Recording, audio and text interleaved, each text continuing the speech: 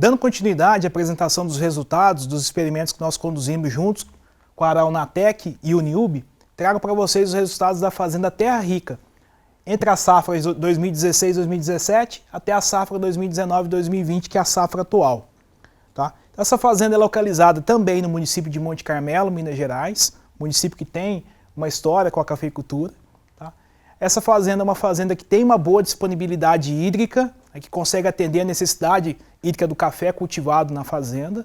Tá? E o objetivo foi então instalar a tecnologia não com foco na economia de água, mas sim com o objetivo de fazer o tratamento do solo para combater fitonematóides que são existentes nessa área. Então é uma área que no passado tinha um sistema de irrigação por pivô central, uma aspersão mecanizada, tá? E com a substituição desse sistema por irrigação localizada, gotejamento, também se fez a adoção da tecnologia da eletromagnetização. Então nessa área nós instalamos o experimento nos mesmos moldes do experimento instalado na Fazenda Vitória. Tá?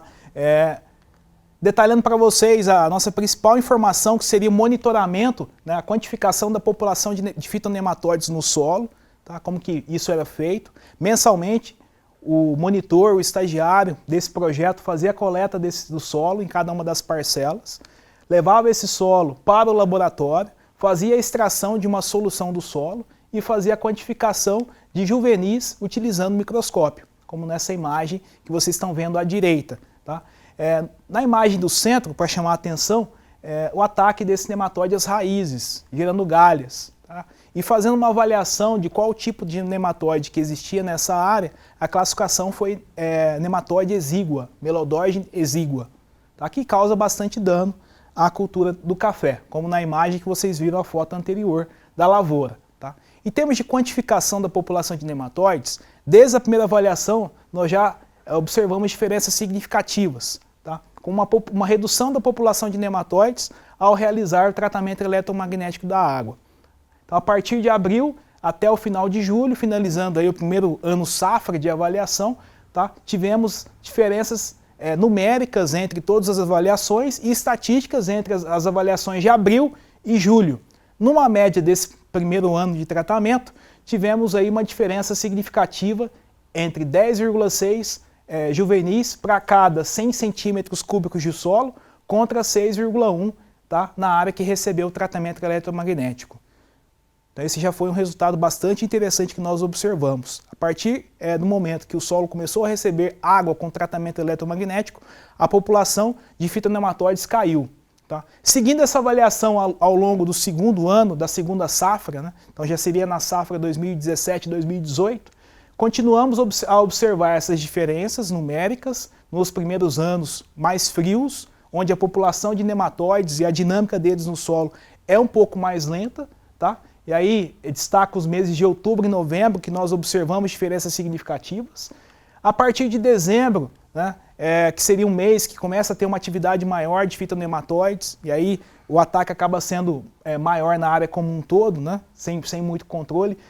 Mesmo tendo o tratamento eletromagnético, tivemos uma redução pequena da quantidade de fitonematóides, e aí eu destaco a informação mais importante, então, dentre esse acompanhamento de fitonematóides. A partir do mês de maio, nós começamos a ver uma inversão.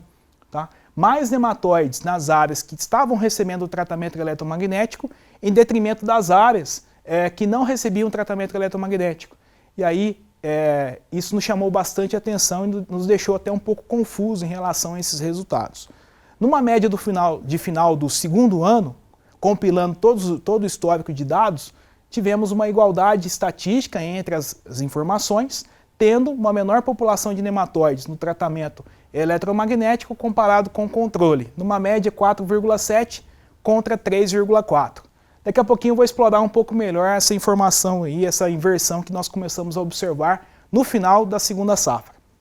Bom, e agora apresentando para vocês os resultados do terceiro ano, a safra 2018-2019, tivemos então essa inversão que eu acabei de citar para vocês, né? Mais nematóides nas áreas que estavam recebendo tratamento eletromagnético do que nas áreas que não recebiam.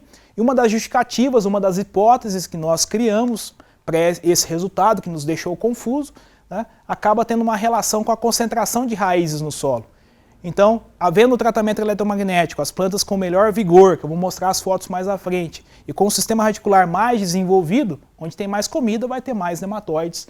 E essa foi uma das conclusões que nós tiramos do trabalho e acaba sendo uma das principais justificativas para o resultado que nós obtivemos. E levando em consideração a média dessa safra do terceiro ano, então, não tivemos diferenças significativas da população de nematóides, tendo um valor numérico de uma unidade, né, um indivíduo a mais para cada centímetro cúbico, a cada 100 centímetros cúbicos, quando comparamos a área tratada com não tratada.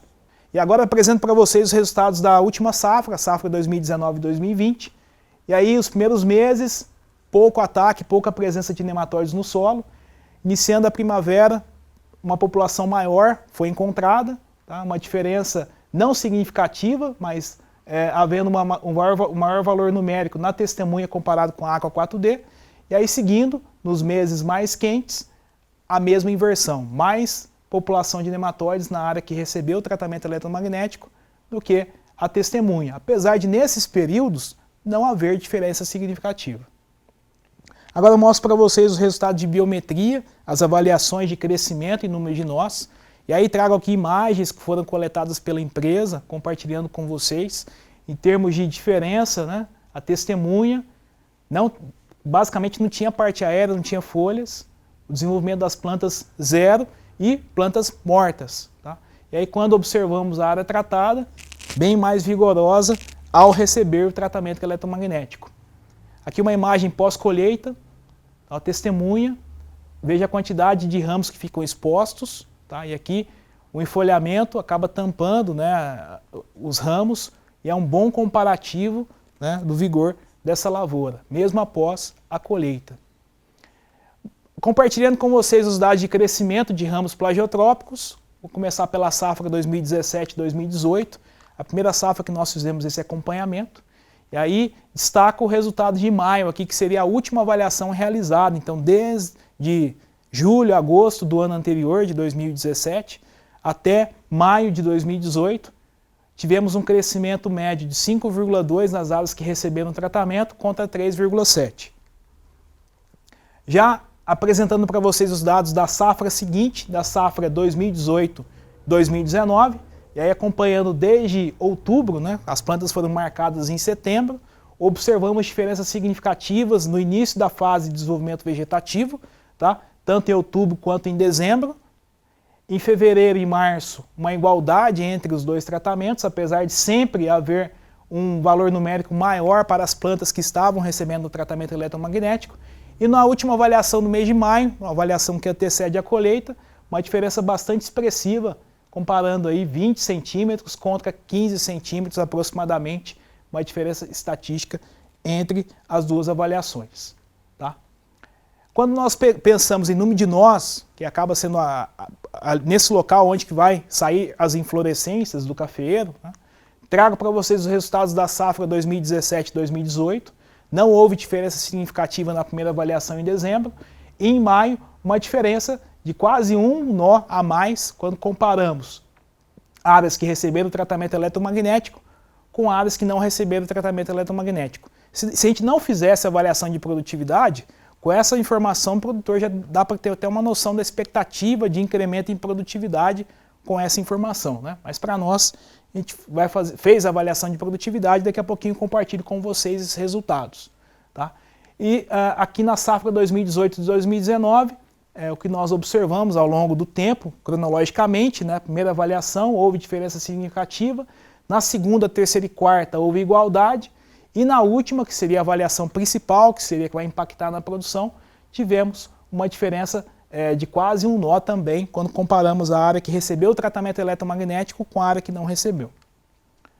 Bom, e agora compartilho com vocês uma informação que não era nem objeto desse trabalho, que nós até identificamos essa variável ao longo do trabalho, né, ao longo do desenvolvimento desse trabalho, que seria a mortalidade de ramos. Tá? E essa informação, como que ela foi tomada? Como eu mostrei antes, existem duas avaliações importantes que são comuns serem realizadas no cafeeiro, que seria o crescimento de ramos plagiotrópicos e o número de ramos plagiotrópicos. Tá? E aí, para fazer essa avaliação, íamos a campo em cada uma das parcelas, selecionávamos os ramos a serem acompanhados, tá? E ali o período de julho, agosto até setembro, fazia essa marcação e mês a mês, período a período, voltávamos nessa área e quantificávamos o crescimento e o número de nós. Tá? O que aconteceu é que ao longo dessas primeiras avaliações nós identificamos que ao retornar nesses ramos demarcados, os ramos estavam mortos e que era necessário mudar a marcação para o ramo vizinho ou para uma outra planta para conseguir ter essa informação numa sequência no final da safra. Tá? E aí após o final de um primeiro ano, que seria esse dado que eu estou mostrando para vocês, da safra 2017-2018, nós observamos que nas áreas que não receberam o tratamento eletromagnético, a quantidade de remarcações foi muito maior do que as áreas que recebiam tratamento eletromagnético. Então imagine a planta gastando energia para desenvolver um novo ramo, né, em função do ataque de fitonematóides, perda de energia, a planta tinha que escolher alguns ramos para permanecerem vivos, né, em função desses ataques. E aí havia mortalidade e nós tivemos esse resultado que teve uma diferença significativa. Então comparando aí a quantidade de ramos que foram remarcados, né, tivemos uma diferença de mais de 50% e essa diferença foi significativa e naquelas imagens dá para ter uma noção, como eu mostrei anteriormente. E nessa última safra, na safra 2019-2020, a nossa última informação, então, também tivemos diferenças significativas para essa variável mortalidade, onde quase 50% dos ramos da testemunha morreram, isto é, foram remarcados, enquanto na área que recebeu o tratamento eletromagnético, somente 12,5% dos ramos morreram, né, ou foram remarcados. Agora eu passo então para a informação principal, que seria a produtividade, né? Então, após a colheita da safra 2016-17, 17-18, 18-19, 19-20, trago aqui os resultados. Em termos médios, a maturação, como foi colhido esses cafés. Tá? Então, na média, grande parte dos frutos estavam numa condição cereja, como eu disse, nos resultados da Fazenda Vitória, é uma condição ideal. Tá? E os frutos, uma porcentagem menor do que 20% verde, nesse caso também aconteceu. Tá? E aí, e não houve diferença significativa, recebendo o tratamento eletromagnético ou não. Né? Essa informação tem muito mais a ver com a questão do cultivar que está implantado ali na área, uma característica do cultivar genética. Né? E aí trago para vocês os resultados da primeira safra, da safra 2016-2017. A primeira safra com somente 5 meses de tratamento eletromagnético da água de irrigação. Tá? Não observamos diferenças significativas após esse período, um período relativamente curto, tá? Mas numericamente um incremento de uma saca. Tá? Estatisticamente não houve diferença. Já na safra 2017-2018, então após mais de 12 meses de tratamento da água, né? E aí já tendo um efeito aí do equipamento no solo, né? Desse tratamento, como eu falei em relação à mortalidade, né? Tivemos uma safra alta, onde também observamos uma diferença em torno de uma saca a mais recebendo o tratamento eletromagnético e não tivemos diferenças significativas para esses resultados. Tá? Isso já no segundo ano. Mostrando para vocês os dados do terceiro ano, na safra 2018-2019, tá? Então, na penúltima safra que nós avaliamos, foi uma safra baixa, né? A safra anterior média mais de 80 sacos, então no ano seguinte com certeza a safra vai ser baixa, e aí observamos uma diferença significativa nas plantas que receberam tratamento eletromagnético com a testemunha, tá? Um incremento de quase 10 sacos, tá? Um incremento de mais de 9 sacos quando comparando a adoção da tecnologia. E aí a safra 2019-2020, que seria a última safra que nós avaliamos, tá? E aí esse é o resultado que nós observamos, uma diferença de quase 9 sacos novamente, quando comparamos a tecnologia, plantas que receberam o Aqua 4D com a testemunha. Tá? E aqui uma média das 4 safras, então uma safra até a mais do que a área da Vitória, que nós falamos antes.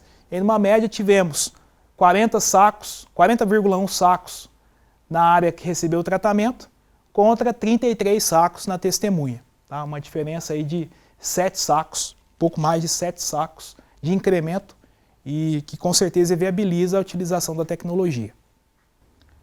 E dando continuidade nas informações de colheita, né, que é informação de beneficiamento, após o beneficiamento do café, a classificação dos grãos em relação ao tamanho. Então, quanto maior o grão, melhor a qualidade, né, em termos de comercialização também acaba tendo um incremento para o cafeicultor. No primeiro ano que nós avaliamos, na safra 2017-2018, tivemos diferenças significativas, tá? Então, recebendo um tratamento eletromagnético, o tamanho dos frutos dos grãos estavam maiores, 66,5 contra 63,6.